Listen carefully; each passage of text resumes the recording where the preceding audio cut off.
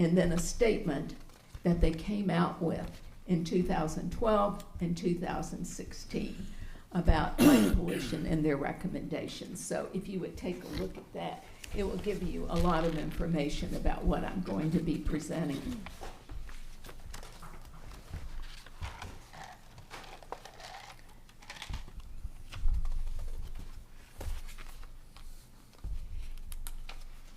Light pollution is an insidious problem. And as I told you before, the city and county are creating new lighting ordinances. It turned off.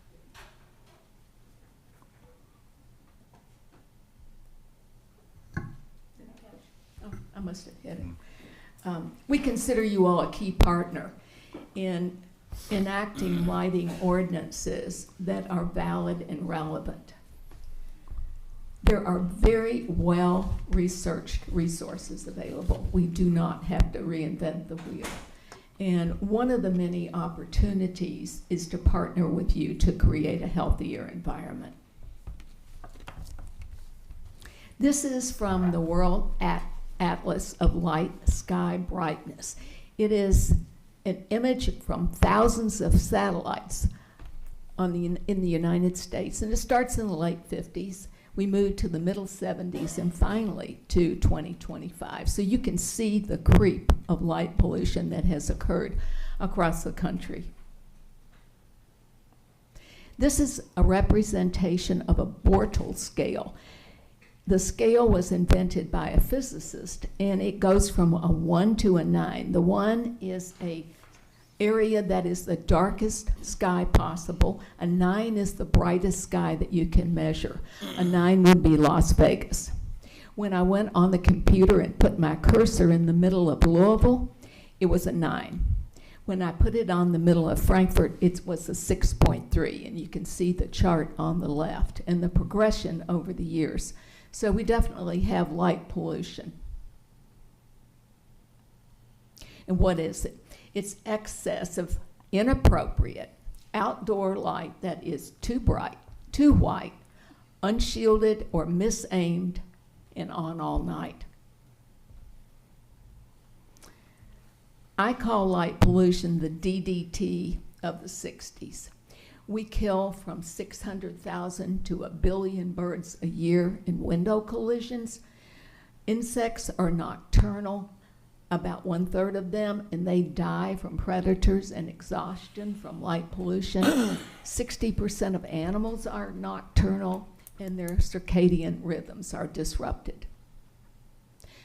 Responsible lighting is what we're after, to restore our natural circadian rhythm, to benefit our health, to save animals, birds, plants, and trees. We want to save money as well. 30% of all outdoor lighting is wasted, and wasted lights cost the U.S. $3.3 billion a year. It is estimated that building lighting costs are 17 to 30% of their cost. 21 million tons of carbon dioxide are emitted from the burning of fossil fuels, and in order to recapture that, we need to plant 875 billion mature trees. In the United States right now, there are currently 300,000 trees. The health effects. ALAN is artificial light at night. The American Medical Association led the way by alerting the world to the dangers of excess artificial light at night in 2012 in a report, Light Pollution, Adverse Effects. And then a second report in 2016, I'm sorry. So the adverse effects, it is in this piece of literature that I have given you, and I think it's worth looking at. There's a wonderful bibliography in the back if you want to do more research on the health consequences. Glare from unshielded light compromises road safety. It suppresses melatonin production. Melatonin is a hormone that's produced by the pineal gland, and as the day starts to wane, and it starts to become dark, we secrete melatonin that makes us sleepy. So when we have excess light, that doesn't occur. Good quality sleep is critical for brain health. But also, the suppression of melatonin and the lack of sleep exacerbates susceptibility to many illnesses. This is documented in thousands of studies.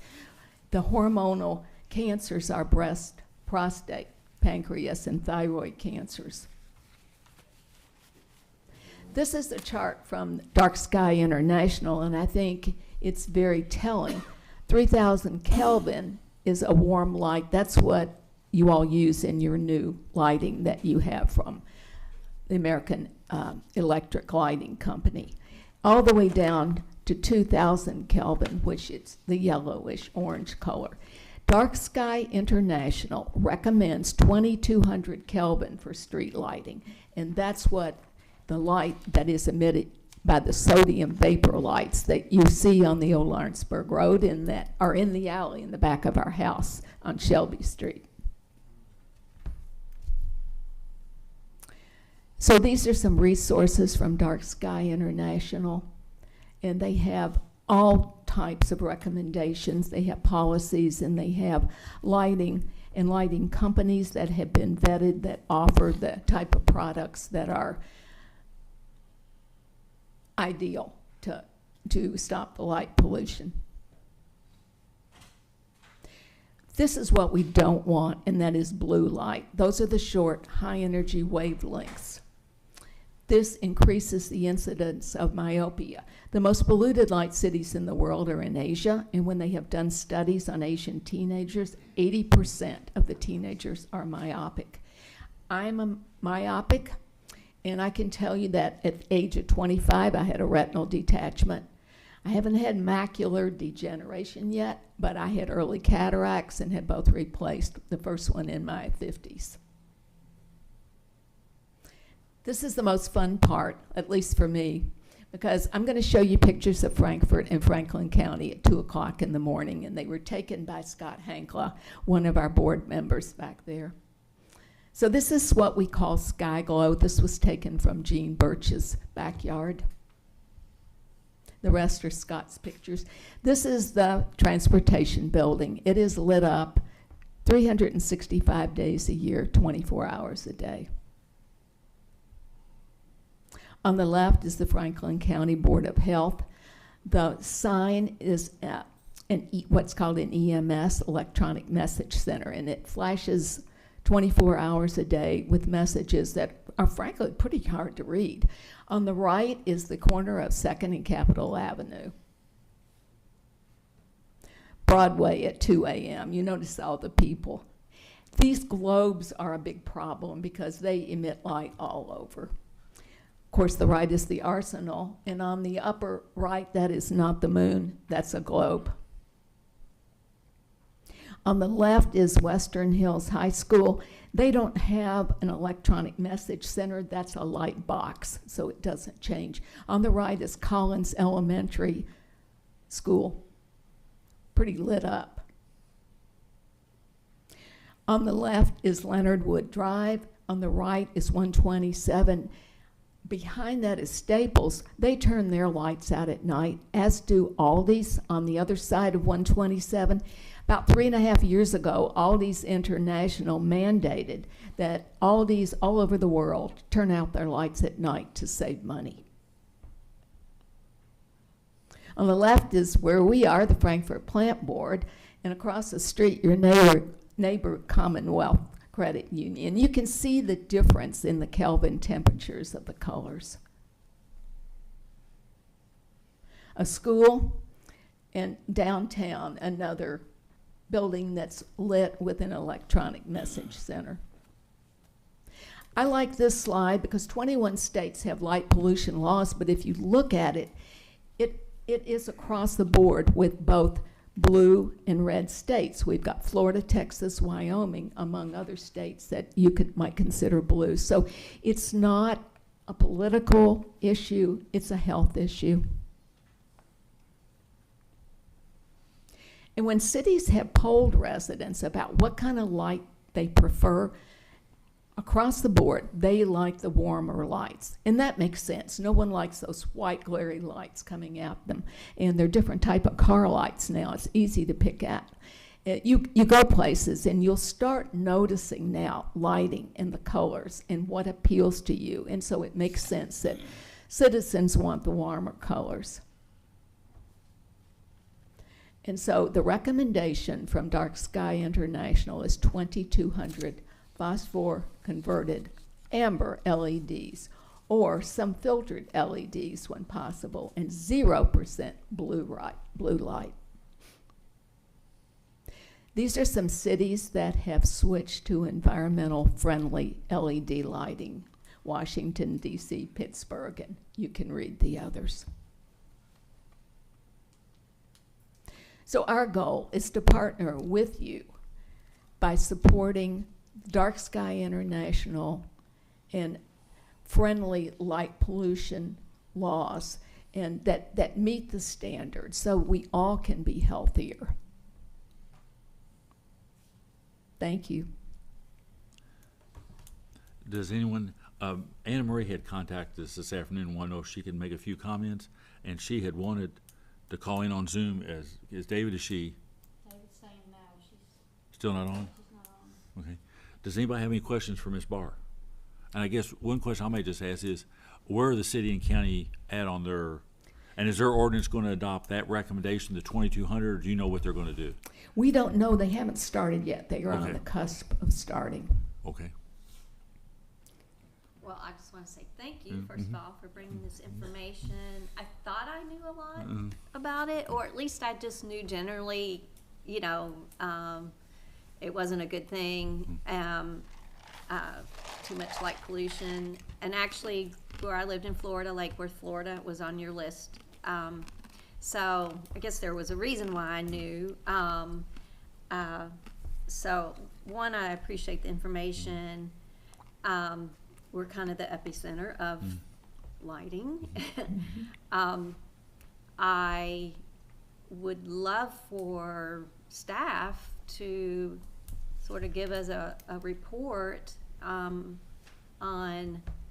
what, if there was a change, or how could we address this, like what would that look like exactly? Like what would that look like? Because I have no idea what, you know, What the cost? technically and the logistics would be to do something like this. What we use now. Yeah, Gary, what we use now, what's the cost? What would be the cost to replace? And what impact would that have on power usage and so forth?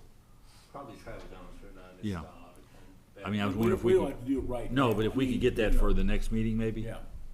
Yeah. Well, I think one thing that's significant to know is when cities in Louisville, Lexington, Oldham County, Nicholasville have just enacted new ordinances, it isn't, it's only for new light. Okay. It Or replacement. doesn't- Yeah. Okay. Mhm. So, yeah, Travis, if you could have that for the next meeting? But ideally, a goal would be to sequentially change out the streetlights as you can. Because we, of course, recognize that's an expense. Right. But hopefully, it'll save money over Sure. the long run. Okay. Are there any plans to do some general educating of our citizens? I knew that there was a push where I used to live to cut down on the outdoor lighting. It's, you know, it looks beautiful and shines up your, you know, the side of your house and makes everything look good, but that they were encouraging to not use that or put it on a timer. I just think this information would be really important for homeowners because they can play a huge part in this. Yeah, and I just met with the chief of police, Derek Napier, on last Thursday, and he concurred that more light doesn't mean less crime. He said in Frankfurt, they don't have a lot of break-ins. He calls them soft targets, things that are easy to steal, that's easy to access. Homes that are broken into during the day when people are gone, not at night. And we advocate motion sensors. Motion sensors are very effective in that. Jason? I have a little anecdotal story here. In the 70s, when we had the energy crisis, there was a competition they put out to all the state government saying if any employee could figure out a way to save money, they would get a like $2,000 Right. bonus. My dad actually won that, and his suggestion was turn off the lights at night to all the Especially- buildings. I worked with your dad. Yeah. And it was especially in the CHR building. Exactly. Yes. And then I think for years they did that. And then I have noticed over the last decade, I'm in energy and lighting, and that's what I do as a consultant, that all the state office buildings are just lit up like Christmas trees. And do we, not that we have to address it now, but do we know why the state leaves all the lights on? Because some buildings, like the transportation building, are every single light's on. But that's hundreds of thousands of dollars in tax dollars. At my office at LRC, they Yeah. remodeled Okay. our suite in the annex, and my lights and our lights and ours are on a timer. Okay. If we're gone for more than 15 minutes and there's no motion, Okay. they're automatically turned off. I So, know, like, and I think that's- Human Resources is lit up at night and a few others. And but- CHR used to have where the lights would go off and the heating would go off Yeah. and the cooling Yeah. at certain times if there wasn't any activity or motion Yeah. within. But Right. I don't know if any of those systems are. Well, they did all the ESOs about 15 years ago, and they had controls and everything. But anyhow, it's a very important topic, and thank you for bringing it up. And Yeah. I really like how you guys are weaving all the benefits together, not just animal health, but also human health and development health and stuff like that. So I think it's a really great campaign. Well, thanks for having me. Steve, John? well, we look forward to, as the city and county go about their business, we're ready to help them, our staff's ready to help them with anything they need in terms of what we have now or what our inventory is, And Travis's report might help them take a look at what Yeah. they're considering, what so they're considering. they can Because, see what the a lot impact of is. times, the lights on Broadway, we had nothing to, Right. those were chosen by the city. Mhm. So, it's not really our doing. I mean, we do the street lights Right. sometimes, the off the poles, but, a lot of the decorative lighting that's been done in various places has not been things that we've put up, so. And Thanks I do Bill, for think- coming. I do think there's things that I know when our street light out at the end of the alley by my driveway got changed out, and it was just literally just shining straight into my bedroom. Yeah. Y'all came and They did painted the same with back ours. of it. Yeah. So I think there's some They things colored even, it. They did the same thing in our house, because we had one right across the street that was blowing into a bedroom, and they shaded it and, directed the light down, so yeah, there are things we can do. Steve? So what do you recommend for my neighborhood? We all have our own light pole. It's on our bill, each one. There's no street lights. So are there going to be recommendations for? And I think everyone has that LED. Yes, that halogen, yeah. So that's another place, because a lot of these neighborhoods do not have street lights. They have their own individual. Granted, it's uniform. It's the same, but they have their own. I'm going to say yes, and I'm going to take, Scott, would you answer that? I would say if you can use more amber colored lights, that would be one thing you could do instead of, most of these are too bright, amber. Changing out fixtures is kind of expensive. Yeah. But changing the light bulb to something more amber. And I would assume the city ordinances are going to address that. Yeah. Individual neighborhoods. Yeah. Right? We'll find out. Well, Ms. Barr, thank you so much Yeah, for coming, thank and we appreciate you coming and spending some time with us tonight. Thank you. Next is item 3.1, financial statements for the month ending June 30th and July 31st. Mr. Denton. Thank you, Yvonne, board members. So before you tonight, we have two different months. Financial statements for the year ending June 30, 2025. That's the end of our fiscal year, just concluded fiscal year 25. And then also for July of 2026, the start of our 26 fiscal year. For each of those, you'll find the statement of net position, our cash and investment schedule, our debt schedule, statement of revenue, expenses, and change in net position, cash flows, check registers for our two most used checking accounts, and also some detailed cash transactions in there. So that's for both of the months. I'm going to focus mainly on the year ending June 30, 2025. So the financials you have before you tonight will be the financials that the auditor has in their hand and are auditing. So we're currently in the middle of that process right now, and we'll be bringing that audit report sometime October, November. So to get started here on page 17, statement of net position for as of June 30th, 2025, a little snapshot where the company sat with assets, liabilities, net position. You'll notice there on line 75, to end the year, total assets were $243.4 million. You'll see that's up $5.3 million or 2.2%. One of the main reasons for that is the investments back in the company in property, plant, and equipment. The Frankfurt Plant Board invested $18.2 million last year in capital assets in infrastructure, which is a significant number. That is the large driver of the increase in assets year over year.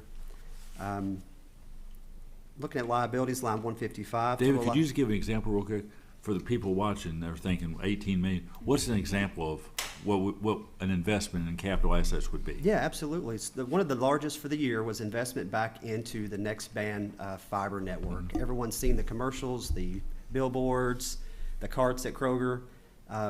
This was investment back into our system, into the community to deliver fiber internet. You know, we're offering up to 5 gig speeds now, superior service. So that's an example. We had So some we're other talking things. poles and cable. We're talking, Yeah. yes, physical assets. We've talked some about the Midway Water Extension. That was one, for example. Isolation valves at the water treatment plant that you've talked about.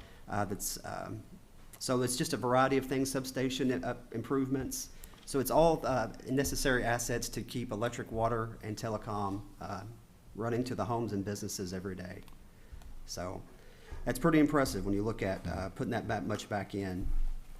Looking at liabilities, line 155, you'll see ended the year at $95.3 million. That's down $8.9 million or 8.5%. So we have, we've paid debt down. One of the largest reasons for the decrease in the total liabilities is the Kentucky Public Pension Authority pension liability that we had to book.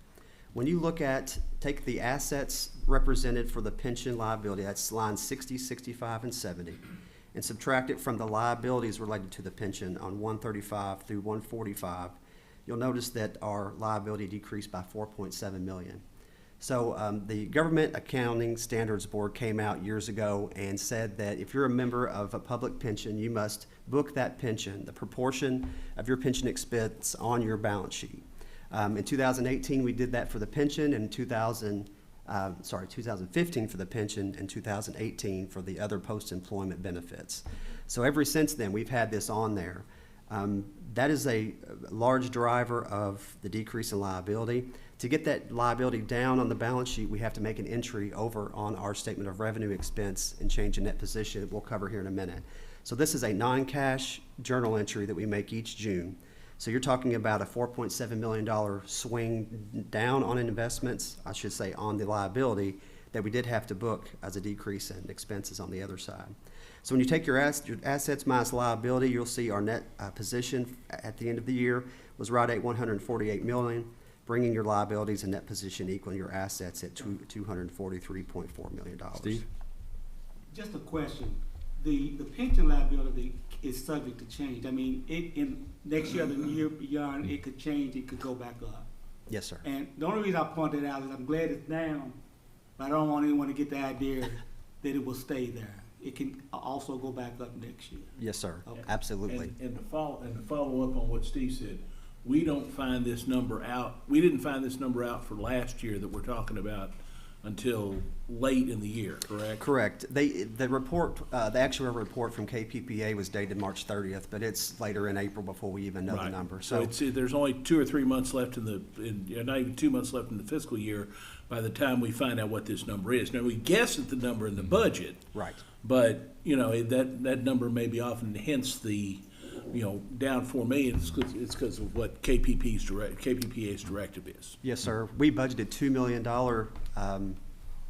increase in liabilities, actually, Right. and it swung back the other way. Right. Katrina and I have talked, and we mentioned in the budget session of just not, no longer booking an assumption. It just swings too far. What I might add, having in a prior lifetime dealt with this, and just for the people watching is, it's an accounting entry, Yes. Because what the new rule was, for years, public agencies weren't booking the liability on pensions. Right. And so they started doing that, or what the cost was. So we pay our regular contribution in based on a percent of payroll, we pay that. In addition, the the Governmental Accounting Standard Board rules was you have to book, assuming the pensions fund closed down. Right. No new employees, no new contributions, you just brought it to a dead stop, paid out all your liability, and you were done. And that is a number you then have to carry. Well, that's never gonna happen. Everybody in the government is never gonna be just let go on one day and no more contributions into the system and pay everything out and shut everything down. But they basically decide to do that to let the public know this is what the potential impact on pensions are to the bottom line of public agencies, which is what drives these numbers.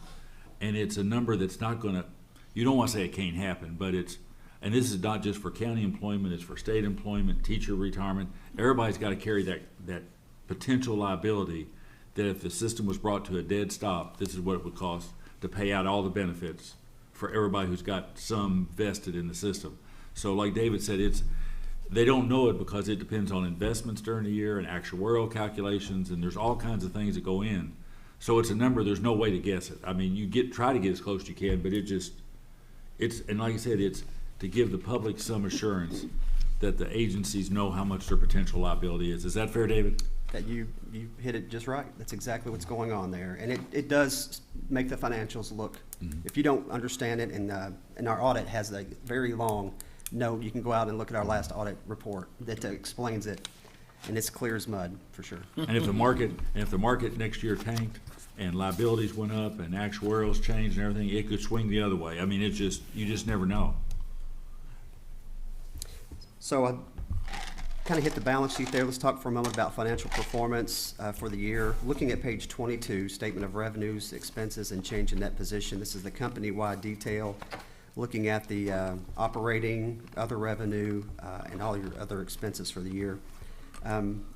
Overall, when you look at year-over-year performance, revenue was up about 1%, and then on the expense side, we were down 1%. So everything worked out pretty well. We could always, you always would like to see better, but overall, the company's holding its own and investing back in our infrastructure and staying on the different strategic missions we have.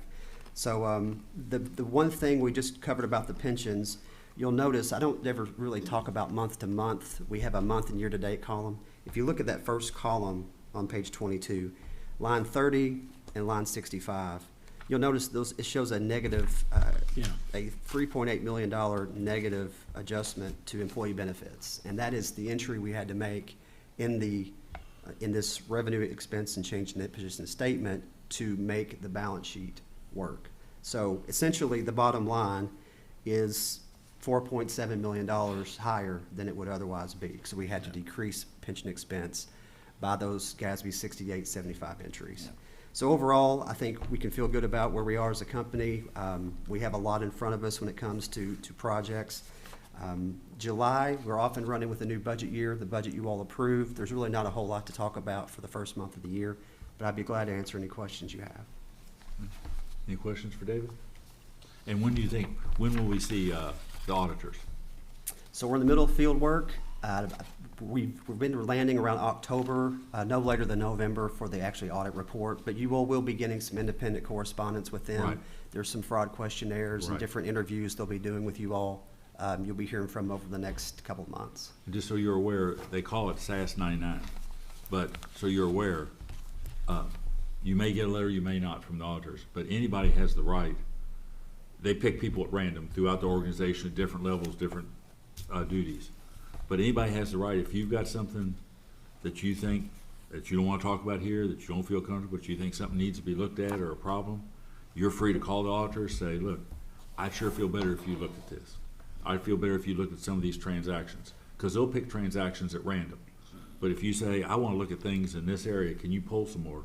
They'll do that. I mean, they won't tell anybody you called them. We won't know, but you're free to do that. So, feel free to use the process because that's the way it's designed.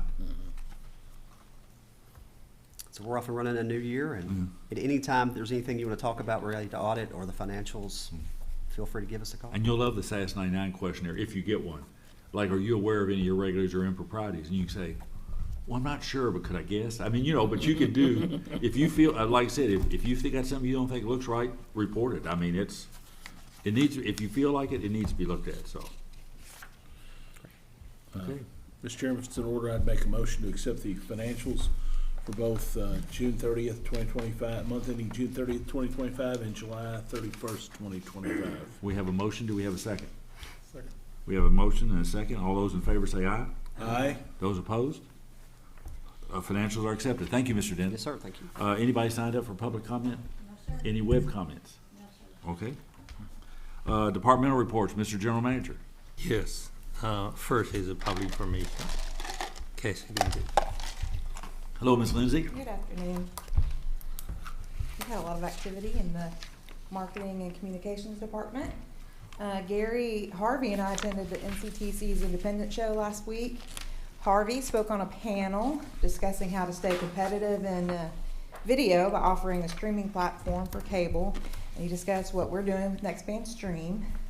The session was the most well-attended breakout session with standing room only. He did a great job, and you should be proud of how he represents FPB to other independent providers nationwide.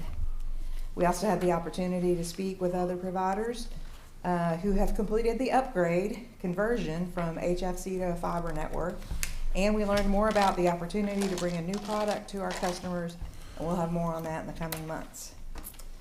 We are in need of a community volunteer for the Cable Advisory Committee, and that is a group, they meet quarterly. Harvey heads up that group of community volunteers who are cable subscribers who can make recommendations on our content, cable content. So if you know of anyone interested, please have them contact Harvey or then call 352-4372 to get more info. The clubhouse has had 8 rentals since July 1st and 10 booked so far through December 31st. Since July, Cable 10 has covered 3 summer concerts, 9 Franklin County Fair pageants, 1 Franklin County Fair Talent Showcase, 2 Frankfurt Heritage Lecture Series, 1 Farm City Field Day, 1 Architectural Review Board Meeting, 1 Flood Relief Town Hall, 3 City Commission meetings, 3 Fiscal Court meetings, 3 Planning Commission meetings, 3 episodes of Snack Chat, 20 episodes of Around 10, and 1 FPB meeting. The crew has produced 7 commercials for local businesses since July, and 1 ad to promote the My FPB app.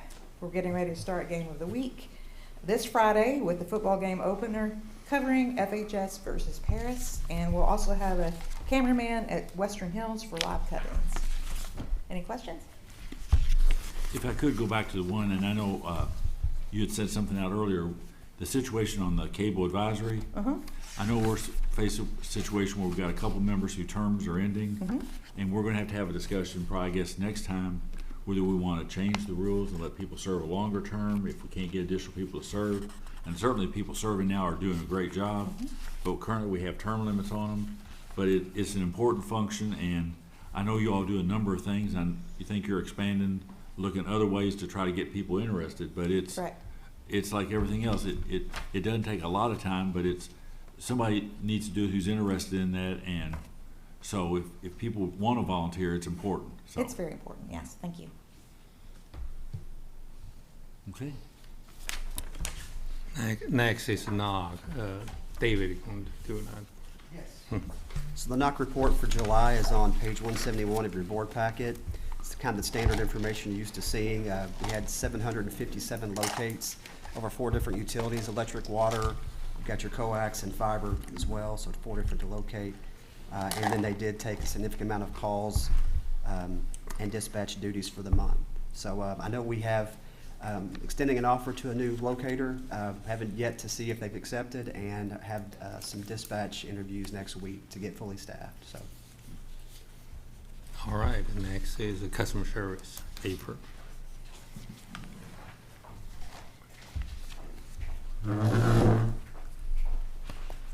Good evening. You can find the customer service reports page 173 to 177.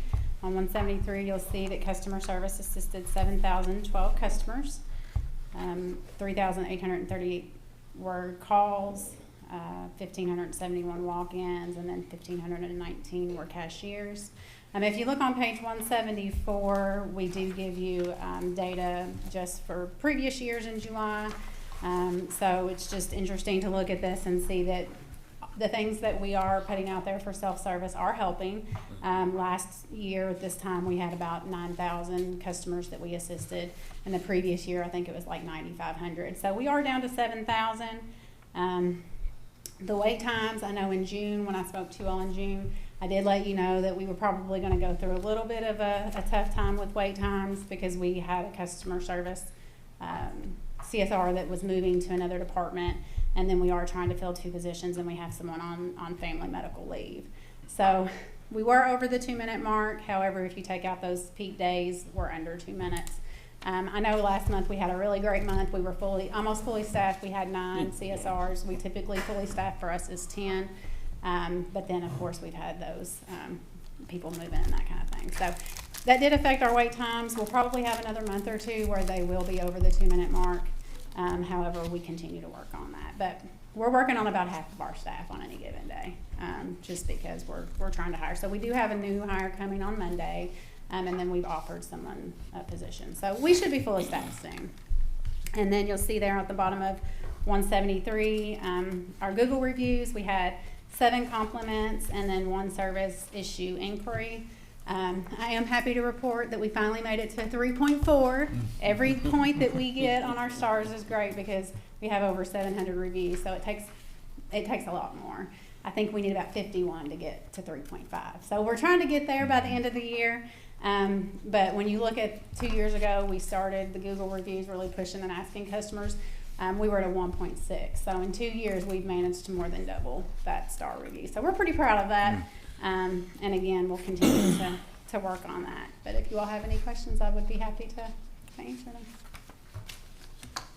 All right. Thank you all. Next is telecommunications. Adam.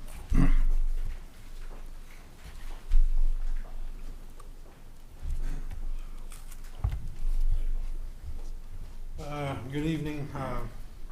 The telecom report is on page 179 of your board packet with customer numbers. Everything looks good there. Page 180, 181, we had 6 outages for the month. 3 of those were blown fuses related to the storms. 2 of them were bad line splits, probably a power surge, and then we had a relatively large tree fall on us out at Schweitzer. I don't know if y'all seen the pictures on social media, but it was a good sized tree that blocked the road out there. And we were out several days there. We ended up having to run it on a generator. It took out the node power supply and everything for that area, but we got them back on. I think it was about 36 hours, and then we ran on generator for several days. As of today, I think we still need 36 easements. So we're still working on that. I think last month it was a little over 50, so we are making progress. Of course, we're building in all the areas so far, trying to get the grants done. So that's Any word on the state on where they are in that latest round of grants? the last conversation that I had, they were, because everybody had to redo the paperwork, Right. and so we went through that process. And I think now they're just getting all those applicants back in and basically starting over. So I don't see us hearing nothing before the end of the year personally. So. John? Adam, how did it was Saturday night or Sunday night and Monday night that we did the river the river crossing where we took the stuff off the Yes, sir. They Singing Bridge. Yes, sir. So originally we were going to try to do that in one night, and it was really a lot to try to get done. I think Right. it was a I think 144 and a 288 fiber that we built a new river crossing higher out of the river there behind the Singing Bridge. Right. So yeah, we went in Sunday into Monday night and did half, and then last night we finished up. So they got finished about 3 o'clock this morning. Everything Good. went good. We're on. We still have our damaged cables down there because we're waiting on Windstream and AT&T to Right. fix their cables. Because if we take ours out, it might do damage to them. So, Right. But that Sure. went off really well. So Good, great. glad you reminded me. And that was well planned that you minimized any possible outages because you all worked all during the night Night. to get that done, so it wasn't during prime time. Yeah, we started at 12 a.m. I think 12 a.m. to 4 the first night, and then 12 a.m. to Yeah. 3 something last night. Because I like This to miss morning. Ed Sullivan's Rock and Roll Classics, You need to go to sleep. That's all there is to it. Thank you, sir. Thank you. Thank you. Thank you. Next is Electric Department Travis.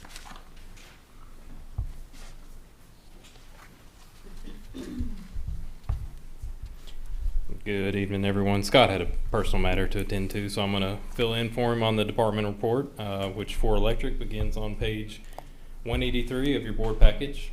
Our SAIDI number for the month of July was 69.076. Had 440 outages. On page 184, you'll see our top 10 outages. I'll just kind of touch on a couple of the larger ones there. The first one listed was a pretty large outage. We had a tree on a transmission line, which we had to obviously remove to get everything restored. Most of those kind of flowing down from there are kind of typical summer issues, lots of trees growing, occasional pop-up storms. So pretty routine stuff, but again, just wanted to call those kind of first couple out there. Page 185 are top causes for outages, and you'll see once again trees were our biggest source of outages for the month of July. When you missed it, Ms. Barr, who was here earlier, Uh-huh. told Kathy and I that when she first moved here, she was going to get a generator. Right. And someone told her she didn't need a generator because we were so reliable, and they were correct. Well, we certainly tried, don't Yeah. we? So I thought that was a nice comment from her. Yeah, no, definitely appreciate it. Yeah, for sure. So again, No it's just warranties implied, though. That's right. No That's right. warranties implied. no more questions. I can just roll right into AMI and SEPA. Sure. Okay, sure. AMI, 21,702 electric installs. That's 98.5%. 14,986 water installs at 87%. So again, light right at the end of the tunnel. We're getting closer every day. So everything kind of business as usual there. Nothing really, no new major developments there. For your SEPA report, that will begin on page 187 of the board package.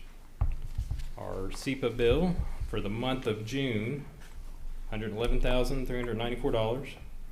Again, those late months, extra energy at the end of the year, so sometimes we do see an uptick in the SEPA bill at the very end of the fiscal year. Our net payment for SEPA was $342,865 for a profit to the board of $231,471, which brings us for the year through June of 2025, benefit to the board of $853,024. So having a really good year for SEPA again. So I think everything, David can correct me, but I think we're tracking well on SEPA. Happy to answer any questions. All right. Questions? Mr. General Manager? Yes, amount of QIEA, I really don't have anything particular report, but certainly I'm happy to answer your question or your comments. Okay. Next one is a safety report. Good evening. Safety reports on pages 191 and 192. We didn't have any vehicle accidents for the month of July, but we did have one OSHA recordable. Employee hurt his foot walking up a hill, and he was replaced on restricted duty, so that makes it recordable. This time last year, we had 8 to 9. I can't remember the number, but it was 8 or 9 that we had at this point last year. So this year, it's only been 2. So very good year for us. We are about to start the AD program. We signed our agreement with Centos to do that. So they'll be coming around inspecting all of our ADs. We're getting 3 new ones as well. One's going to the clubhouse, and then 2 other vehicles, I believe, we'll get 1. And then we'll get some pediatric pads if we're here in the clubhouse, just in case. Any questions? Thank you. Thank you, sir. Next is the water distribution. Bruce.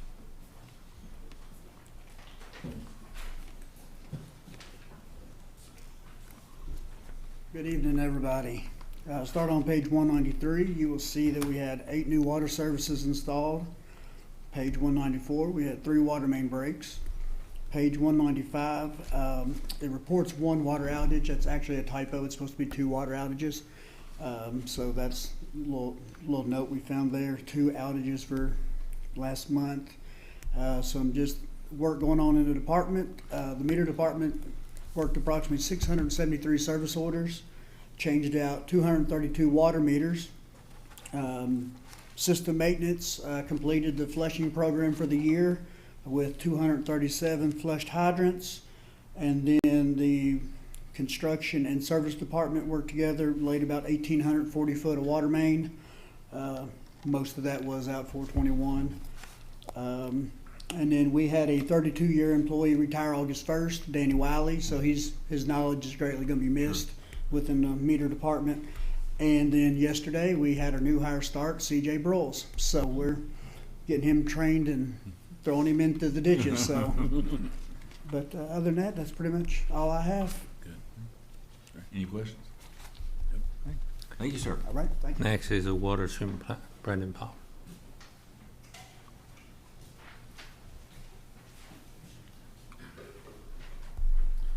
Good evening, everyone.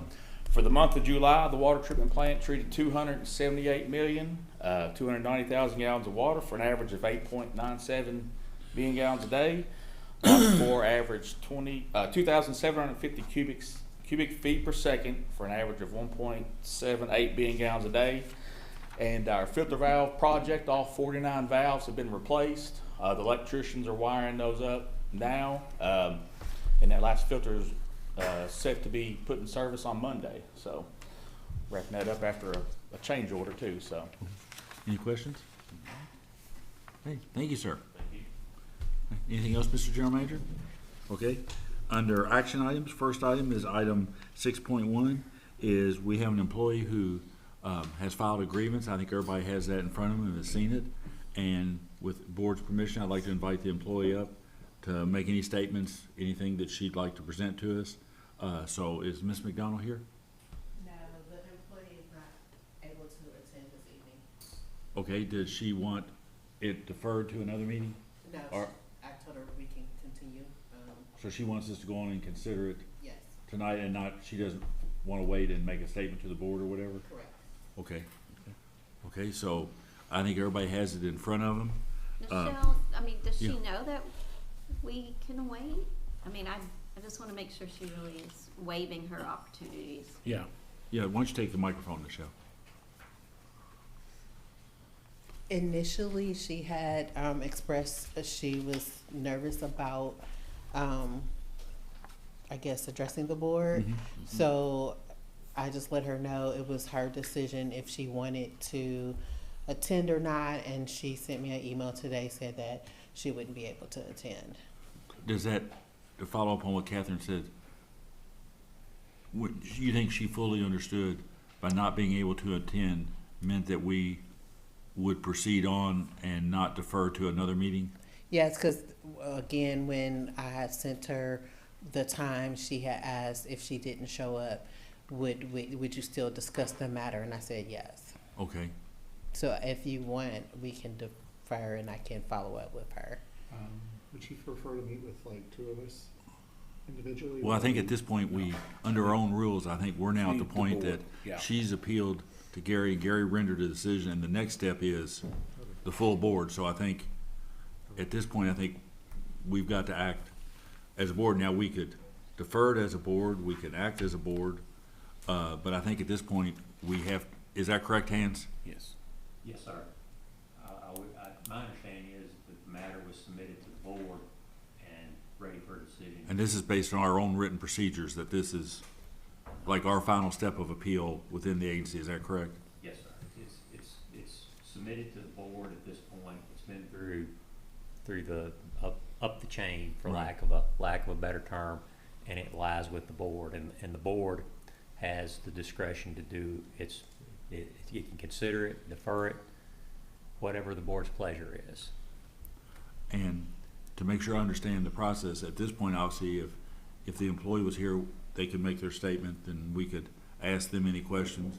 And at this point, we kind of set, I guess, as a jury, for lack of a better term, much more informal than that, obviously. Yes, formal. But at this point, we have her grievance and what she has submitted and what the agency's response were. And we've, gotten additional information, just some just some information on the whole process and that. So I guess at this point, we could do one of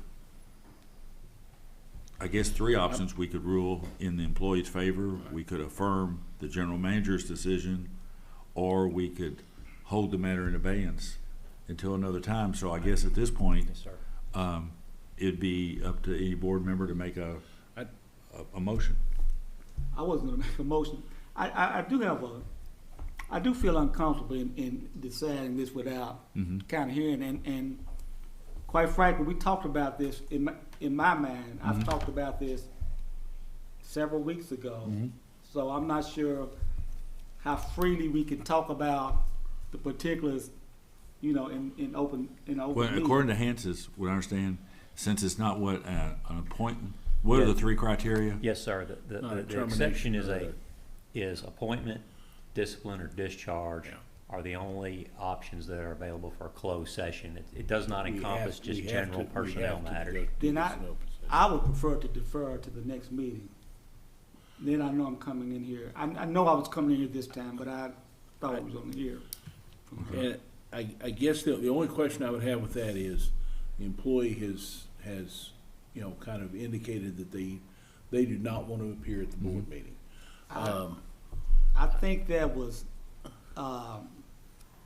I agree with you that that's what the outward appearance looks like. Right, but I But- think we need to send her, I think we need to send word back to that employee that if she has the ability to come to our next meeting, and if she doesn't, we will be making a decision at that meeting if she does not come. Okay. I want to make doubly sure she understands what her rights are. I'd feel more comfortable with that. So is your motion, Steve, to defer and to advise the Just what employee? John just said. Yeah, and advise the to employee- To defer and advise the employee that we will be making a decision at the next meeting, and she has the right to appear at that meeting, make any statements she wants to make. Right, and if she elects not to, that's fine too, but she has, Yeah. make sure she has that understands right. she has that right. She understands that we will take action on this grievance at our next meeting. Okay. We have that motion. Do we have a second? I'll second it. We have a motion second. All those in favor say aye. Aye. Those opposed? Michelle, if you could make sure, Yes. get with Hans and craft that notice and make sure the employee's aware of what her rights are and that we want to afford her every opportunity. Okay. Can Okay. I Thank ask a you. question? Yes, ma'am. Hans, would it, I'm trying to think if there is any options we could offer her, such as, appearing by Zoom or just, audio, to maybe reduce, some Anxiety or. yeah. anxiety about it? We could certainly let her appear by Zoom, couldn't we? I'm thinking maybe it would have to be noticed as a video. Sure. I'm just trying to think the open right. It would be the board's decision about how to conduct it. If you have any option you like. I'm just trying to think of how to fit it in with the open meetings stuff that you would have. Right. But, Or if she wanted to submit a tape It statement. wouldn't be different if somebody else Yeah, was yeah, you're right, testifying yeah. by Yeah. Zoom. That's None what of I the was- board members are appearing Right. by Zoom. That's what I was, yeah. That's So right. if we have someone coming to testify by Zoom, we don't need a special. Yeah, that's right. Yeah, Notice. you're right. Yes, sir. That's right. That's right. You don't need a video. Okay. Wouldn't think you Yeah, need a that's, video. I'm fine Yeah, with that. I mean, If she, I if opt she for feels more that comfortable with that way. clients sometimes, Yeah. when it's more comfortable for them. Yep. Yeah, whatever the board's. So Sure. preference- can we preference offer would be. that to her as an option as well? I mean, Yes. I don't want her to feel pressured either way, but at least she might have. Or if she wanted to another- submit, stop me before I fall off the ledge here. Oh, Or you're if she fine. wanted No, to you're just, fine. if she wanted to submit a tape of a video statement, we can play I it. think we need to, I think we need to. I just think don't, you're if she didn't right. feel If comfortable she wants to questioning or, come- yeah. If she wants to come, any way she wants to come, Yeah. but I don't want a video, I don't want to, I think if she's gonna Yeah. come, I don't like the idea of a video. Okay, I just didn't know if she didn't feel comfortable answering questions or, Well, I think she's had the opportunity to submit information. Right. Her coming in whatever fashion and us being able to ask back is different. It's a different thing, absolutely.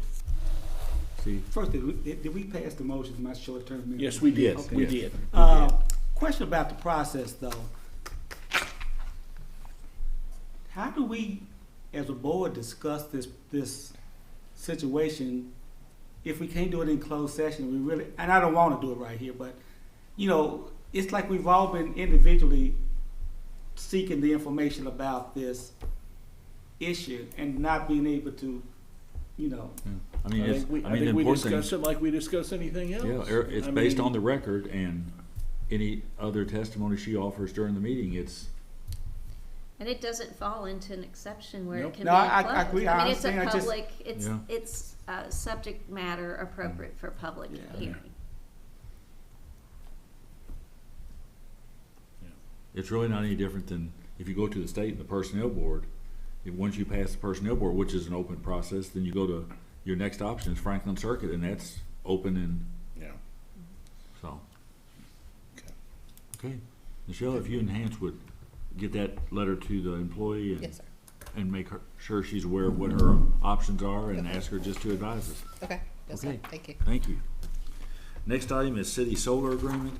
You have a draft letter in front of you, and we had talked about this maybe 2 months ago, and this week, Jason and Gary and Travis got together and put this together.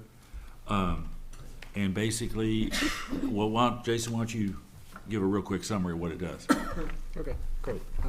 Well, as you guys know, the city a few years ago passed a resolution to go as green as possible with city operations and also the larger community. And in doing so, they engaged InRail, but they also engaged us to see everything we can do. And as part of that, we greenlit the community solar project, which we have one of 4 phases done. First phase is done of up to 4, yes. Up to 4. Over right here. But in addition to that, we were able to receive a federal grant and tax credits as a nonprofit to be able to build roughly a 1 megawatt solar system behind our building.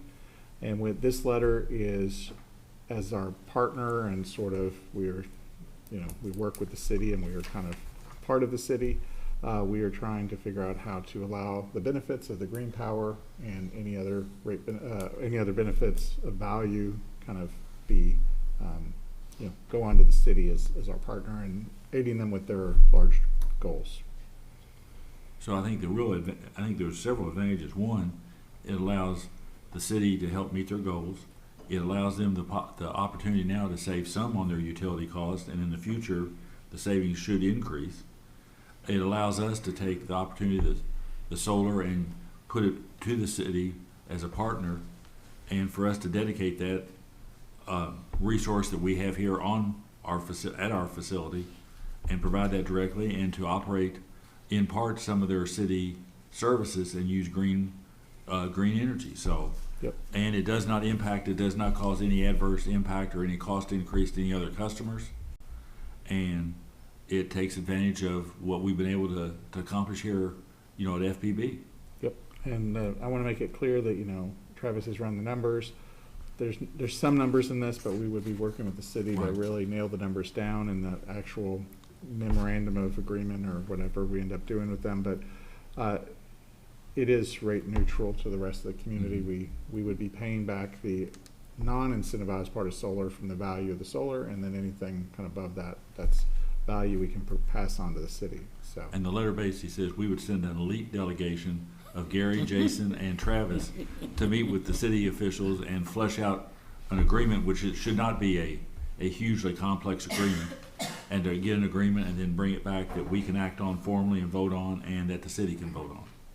And my understanding, I think, Jason, is you've had some preliminary discussions, and the city's excited about this, and it's just there's no downside to doing it. Well, and I think the key, looking at some of the numbers that are important,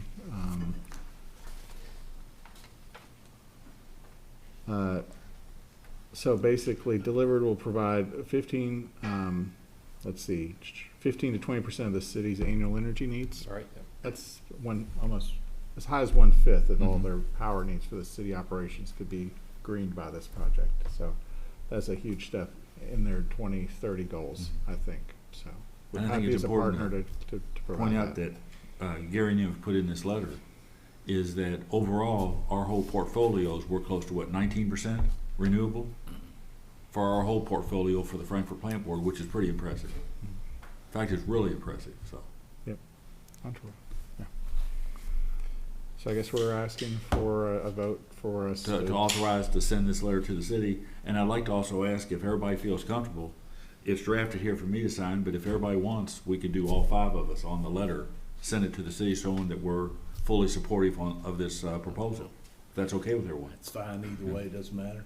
You- Well, then I We've make a- authorized you to speak for us for a long time. Well, then I guess I make a motion that we adopt this letter as is with the understanding that we will be working with the city to negotiate an actual The actual contractor rate. agreement Right. that we'll be obviously bringing back for review and final approval. So, Yeah. But this I'll is second exciting. that, I'll second that motion. We have a motion second. All those in favor? Aye. Aye. Those opposed? Travis, and thank you. I know you burned a lot of midnight oil on this, so thank you. Sure, yeah, we know, appreciate the help drafting it, and, yeah, thank you. Thank you very much. Okay. Mr. Chairman, Next is item 6.3, consider approval. Yes. yes, oh, I mean, it's the same 6.3. I just want to introduce our consultant. Okay. Jack Ernest, they are coming from Atlanta. The firm they work for actually is a long time resource planning for municipal. Even recently, they done a very good job of Owensboro prepare their future power supply. So I'm so glad we have such a good, record in serve community work with us, and hopefully we can have a very successful story too. But that's mainly I just want to say I appreciate they are coming. And we're going to have it's a fairly short presentation from GDS, and what I want to assure everybody at this point is we've talked about it the last several months, and what this basically is authorizing to put an RFP or request for proposal on the street, because as everyone in the community knows, we'll be changing power suppliers in 2029, and this is the first step in that process, and it's a very broad RFP that gives us the ability to get as many different proposals as possible from as many different vendors to take a look to see what makes sense, to see what the possibility is, and what looks good. And at the end of this process, if we see something that looks good, we may want to take the option to sit down and negotiate in more detail, or we may want to say we need to start and do a different RFP, but want to assure everybody in the community this RFP and this process is not awarding a contract to anyone. We're not picking a power supplier. We're looking for as broad as possible on renewables, on other types of power, that we want to look and we want to see what the market is out there. And like I said, Owensboro just went through a successful process, and GDS helped lead them through it, and they ended up with MISO, Gary. Yes. And they got a favorable thing. And I actually saw one of their people not too long ago and asked if we could just run a giant orange extension cord from Owensboro. Because they came out, they did very well in their process. So I think there's a lot of opportunity out there, but this process is going to drag on for a while. But nobody in the community should get excited and say the plant board's putting an RFP out there and they're about ready to pick a new power supplier and we didn't know anything about it. This basically is the first step in reaching out basically as broad as we can to say, we're looking, what can you do for us? Travis? Yep, thank you. And just, I'll add one note here before we hand it over to Jack and Ernesto. I will be very brief. We are asking for action on this item. On one piece in particular, we are asking the board to approve a competitive negotiation procedure as part of the RFP process. As many of you are, of course, well aware, that's a long-standing state statute, nothing new there. It's just not in FPB procurement policy. So we're asking the board to adopt that for this RFP in particular, not a broad change to the policy. And we talked about this last month, that as Travis said, this is in state law.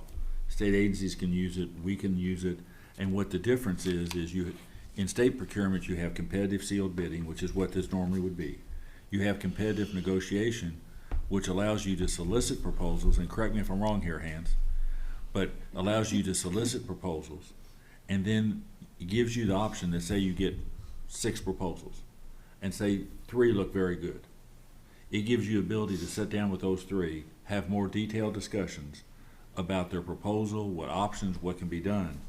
At the end of that, you may decide one of those really looks good, or you may decide we just got to start all over.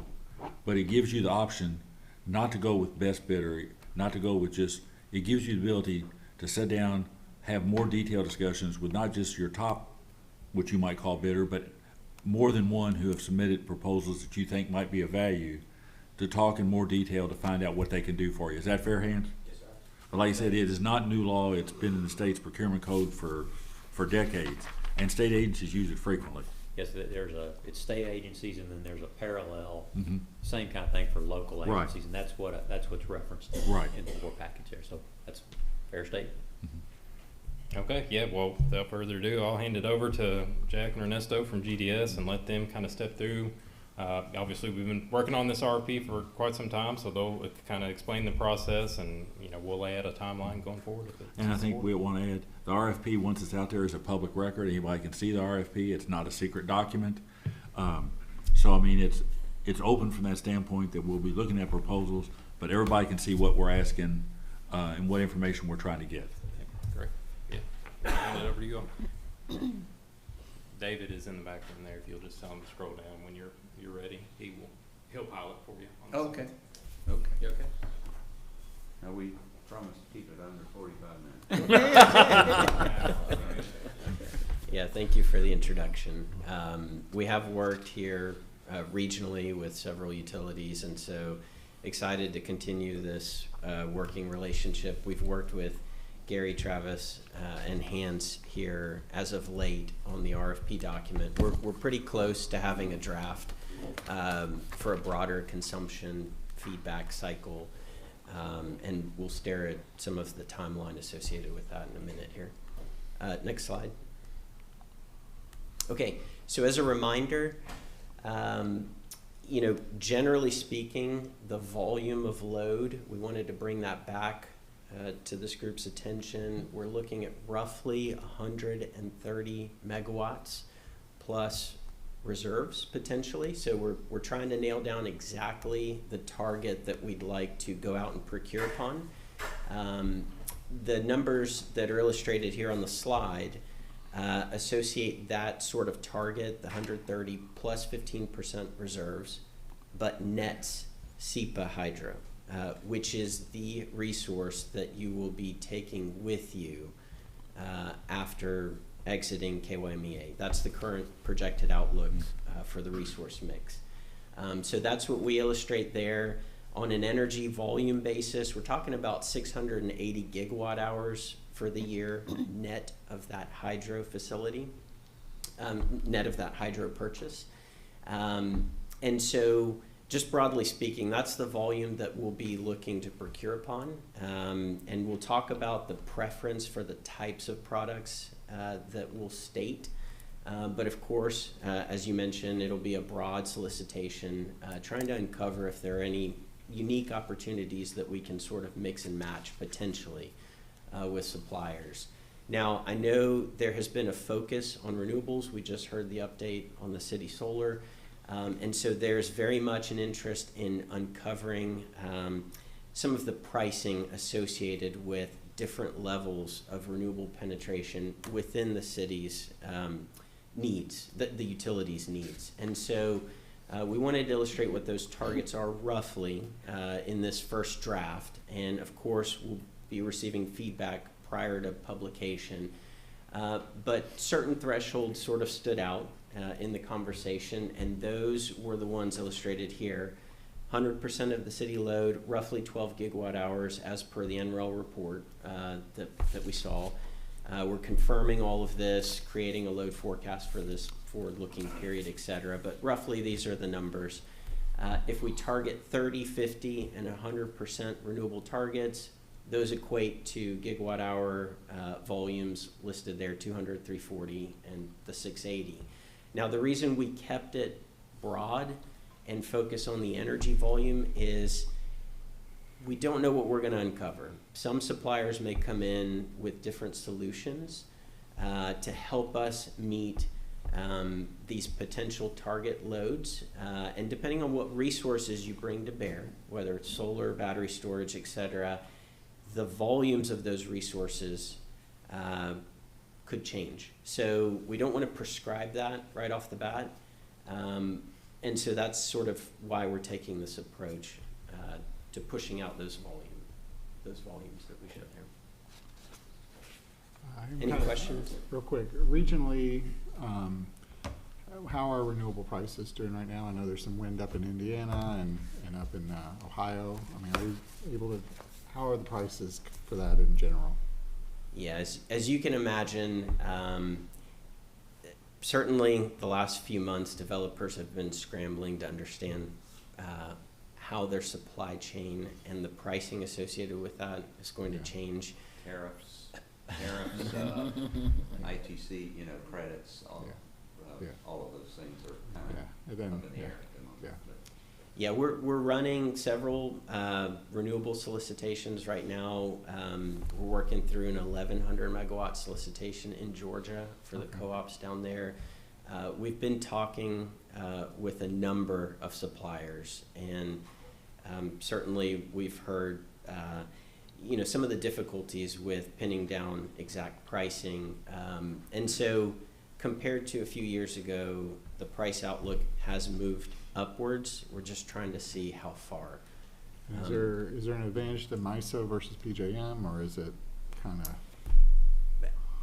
All suppliers are generally struggling with the same issues, and depending on the supplier, they may have some opportunities to provide on the pricing, depending on how they may have safe harbored equipment over this time period, and just how that volume looks compared to when certain things go into effect with potential legislation. So we're just, I think this procurement will help uncover some of those price projections as part of it. You'll see in the RFP outline of products that we're pushing this out there as an optional sort of set of products that we'd like to see incorporated from folks. And certainly with some of the communications we have with suppliers, we'd like to let them know that more information about the pricing and the plethora potentially of these types of products being intermixed would be helpful.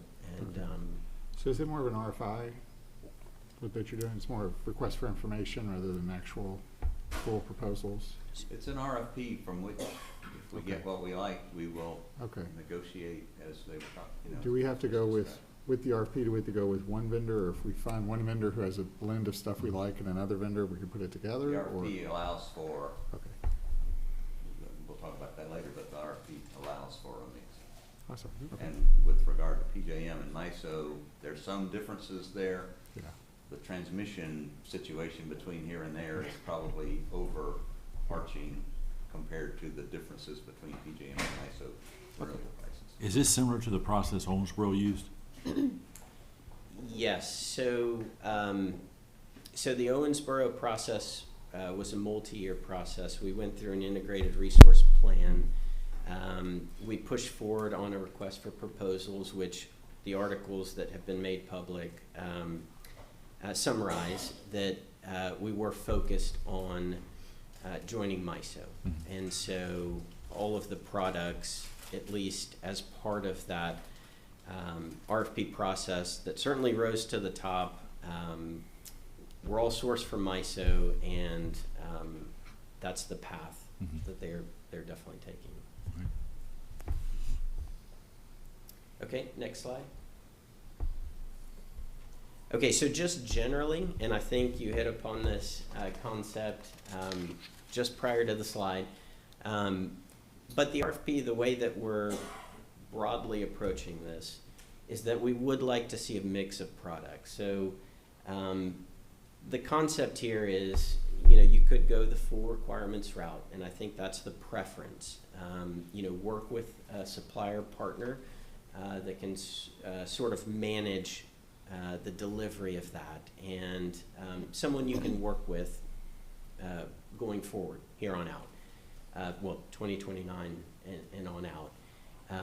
And so at the end of sort of a selection process that involves a full requirements provider, you'd likely be working with a provider. You'd have some limited flexibility to perhaps decrease some of the requirements that you buy under that contract.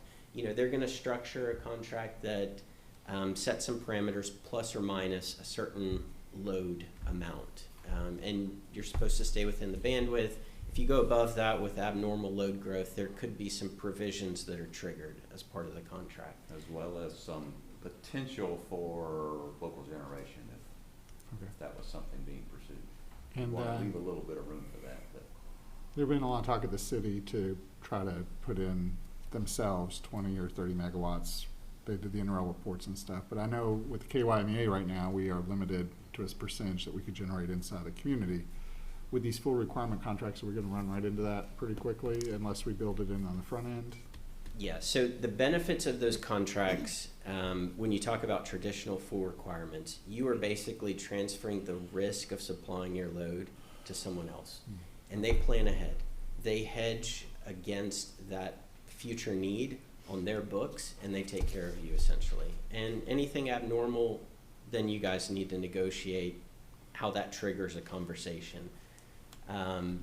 However, approaching these conversations, you can negotiate carve-out provisions. You just need to know ahead of time roughly what you want those amounts to be, so that you enter the negotiations with that concept. Because they need to build the hedge into who they're buying power from. Sure, that's right. That they may not fully take advantage of a contract they're signing, so. Yep. But the more you can, we want to keep our options open. They would like us to be nailed down.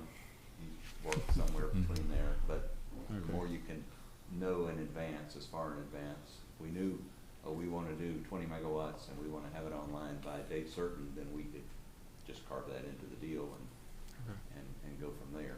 So if the city is wanting to move on something like this, the clock's ticking on understanding what they're wanting to do.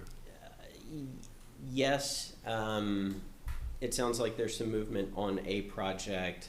There's desire to do more.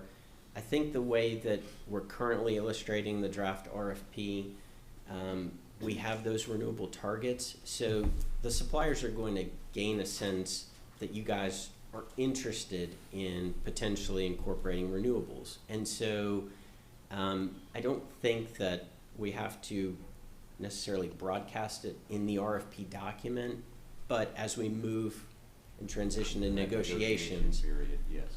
that's when we need to be firm about what we'd like to see out of a contract. And I just want to be clear. I'm saying the city and NREL, specifically the city, and we obviously.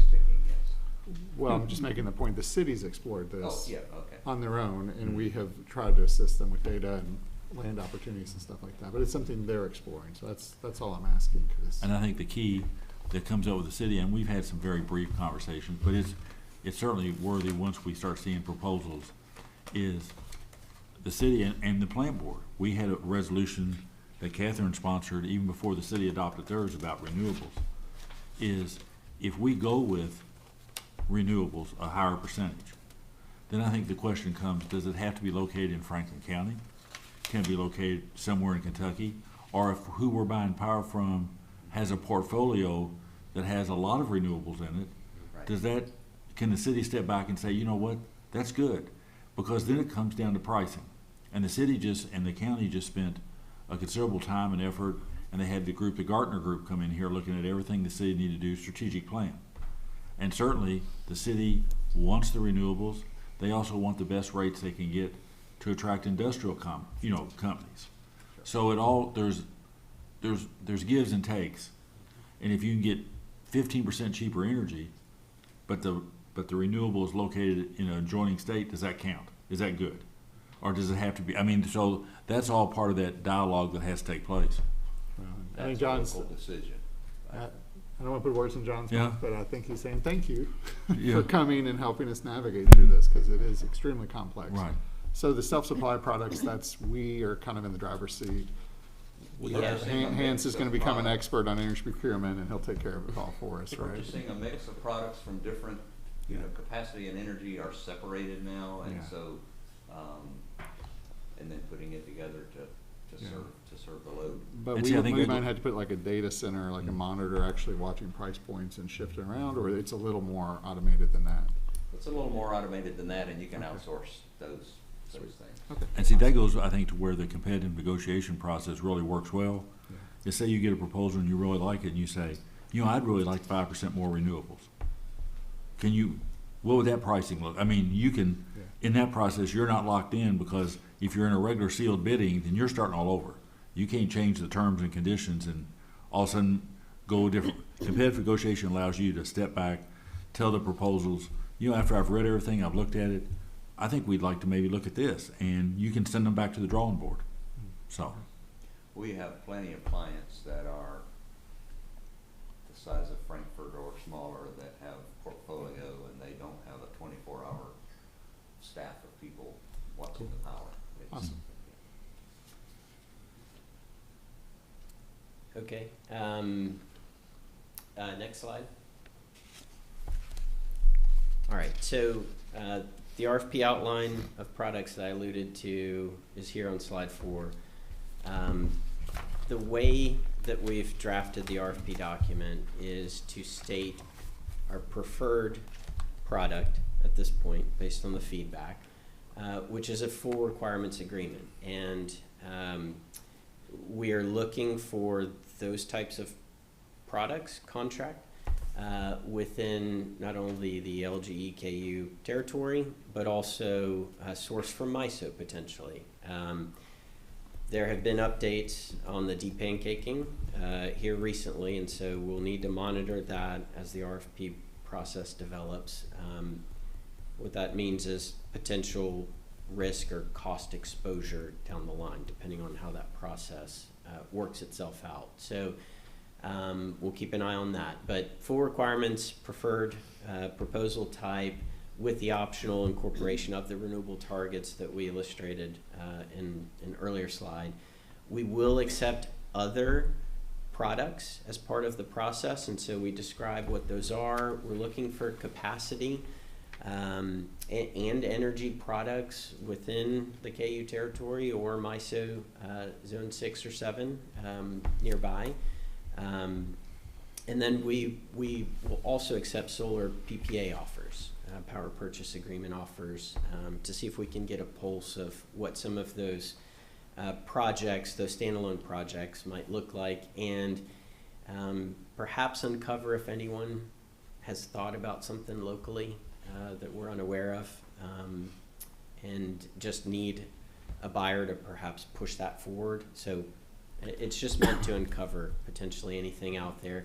And then this last tranche of products where if anyone has anything else that's not necessarily conforming to what we've described thus far in the RFP, that they can submit it. We just ask that those types of products be submitted with some sort of indicative price and not be nebulous in nature. Okay, next slide.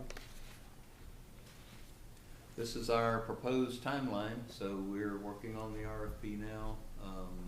The plan is to have the RFP in the market in October, and receiving proposals in January, so giving a few months for the bidders to put this together. And then the idea is to work through all of this and through the negotiation process with hopes to have partner selected, contracts executed hopefully in June of next year, which will give us a full 3 years still in advance of when the supply needs to kick in. So that still gives us plenty of time to maneuver should we need to.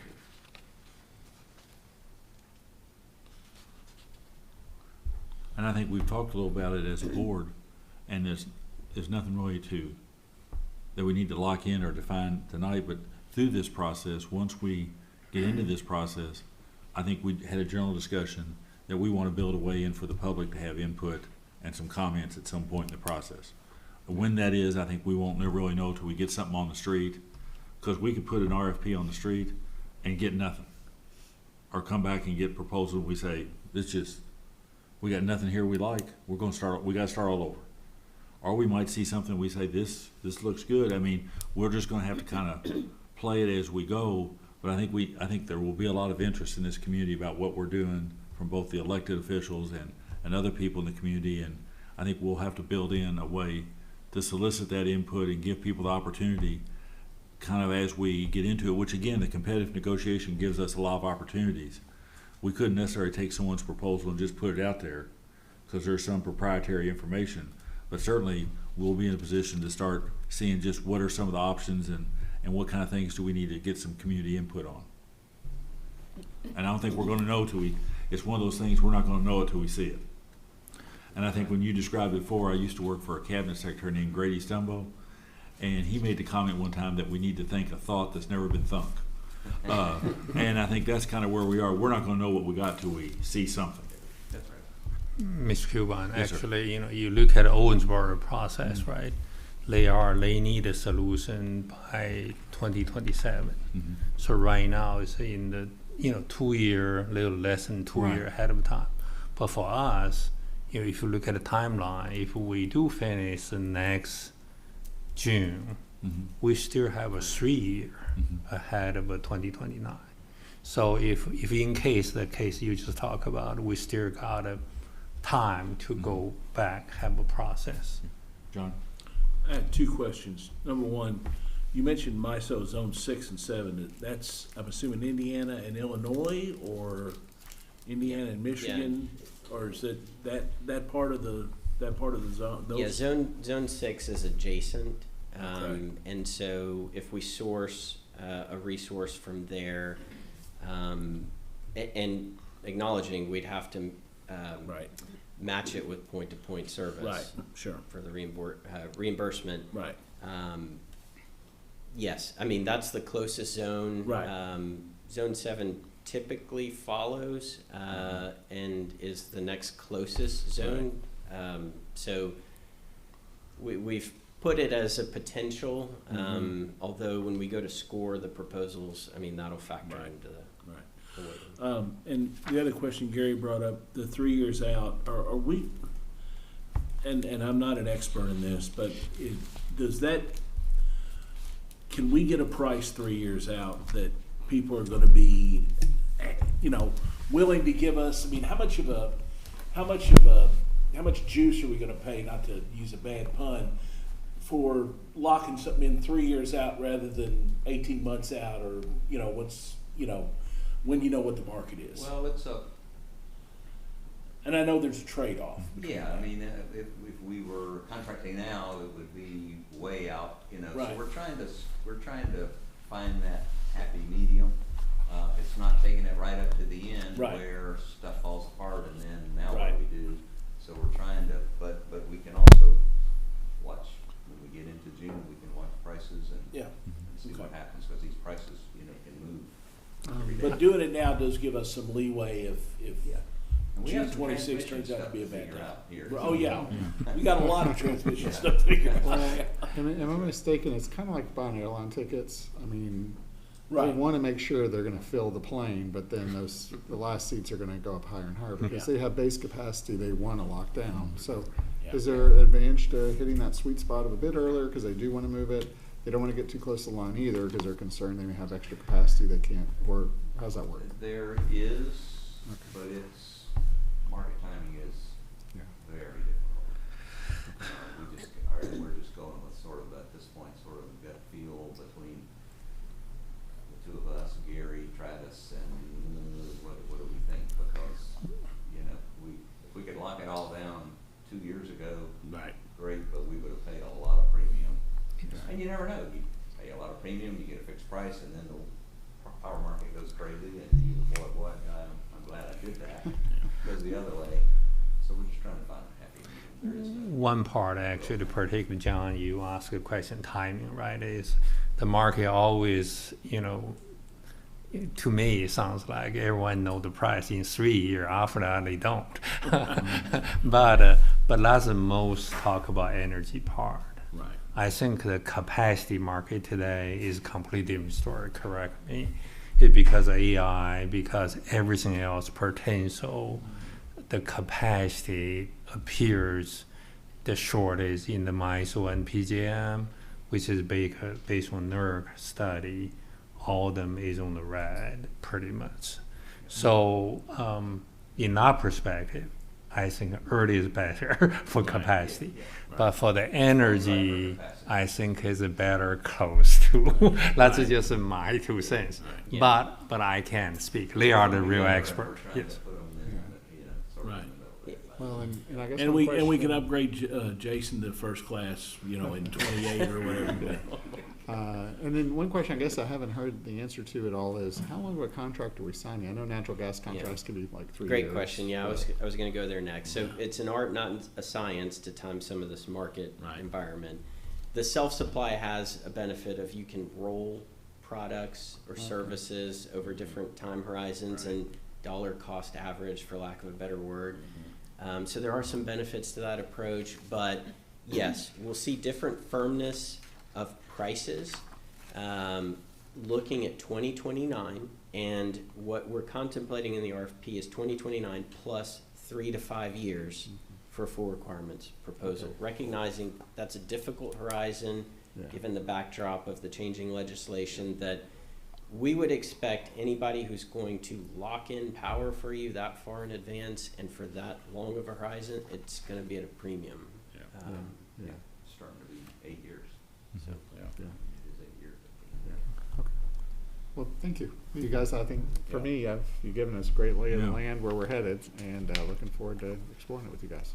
Well, I think the direction we gave them, well, several months ago, even before that, was we wanted to see as much as we could. We wanted to see what was out there and what the options were, and that we weren't locked into a particular approach, that we needed as much information we have to start making some decisions. And doing it with that little extra time built in there gives us the ability that if in January or February we say, we're just not getting what we want, then we can drop back and say, let's try this a different way, and we don't even know what that is yet. So That's right. We have to. Yeah. Thought we hadn't thumped yet, or something Yeah. like that. Okay. Okay. Any other? Thank you. So what would? When do you think do you think we'll have an RFP to look at? Maybe September or October? So September potentially. Definitely We need October, at least one more internal meeting on the most recent draft, But soon. Okay. and then Yeah, not late September. Right. Fairly soon. And then you all will put together a bidder list as broad and along with us in terms of as many bidders as you think Oh, yeah. we need to attract. We do these all the time, and so we know all the players out Yeah. there. And we anybody want, can we help want them. as many providers, as many bids as we can look at. I mean, because it's important. I mean, Oh, wait, no. The one thing I want to update, they already spent a lot of time preparing this RFP, and particularly successful Owensboro in just ahead of us. So there are a lot of things we don't have to relearn that. But they do spend a lot of time. Travis, Hans also spend a lot of time on that. In my opinion, we are very close to have a RFP ready, at least, let's send to you. Help us to review it, and we can ready to send out. I want to give a shout out because Gary and I saw the Owensboro people maybe a month ago, Gary, and they've been they've been very gracious. Anything we need, anything we want to see, their RFPs, anything they did, they've just said whatever you need from us, you can have. So they've really been good about helping us. They move us 50 miles closer to the Ohio River. Yeah. I told their chairman, I said, I just need that big cord, buddy. Just hook up in. So, okay. Thank you. Thank you all very much. Thank you so Thank you much. for everything. You all have done great work for us over the years, so thank you. Okay, item 6.4. Do we need to adopt or do? No. Hans? Could I get a motion? No.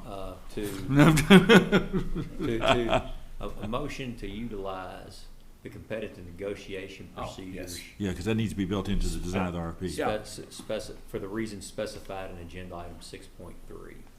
I'll make the motion. Do we have a second? Second. We have a motion second. All those in favor say aye. Aye. Those opposed? Yeah, thank you. Item 6.4, consider electric contract approval for Copperleaf Phase 2 and Phase 3 development. Travis. Yep. So I'm sure as many of you remember, about a year ago, we had several conversations about economic development and what can the planning board do to kind of help growth within our footprint. And so what those conversations kind of led to is the board reinstated refunds for electric developments, or not so much electric developments, but refunds on new electric extensions for new developments in our area. So we've got one on the horizon that would fit that outline. Copperleaf 2 and 3 is getting ready to commence. So we have for the board this evening a draft of what that contract would look like. Just a few of the particulars. like any other development, the developer would have to pay the full estimated cost in advance. So it's not, we're not putting funds out there that we haven't already received. The policy is based on a fixed refund per customer over a 5-year window. So if they sell 50 homes, they get a fixed refund for each of those 50 homes within that 5-year window. And the amount is set at $2,004.60. And the way we came up with that number, if you look at that 5 years of electric sales, the bulk of that, of course, as we've talked about, goes out the door. That's not a benefit to the plant board. So we tried to drive a formula that actually accounts for the net benefit to the board of those new customers. So that's where that $2,000 per customer comes from. So again, the developer will pay in advance. We'll build the infrastructure.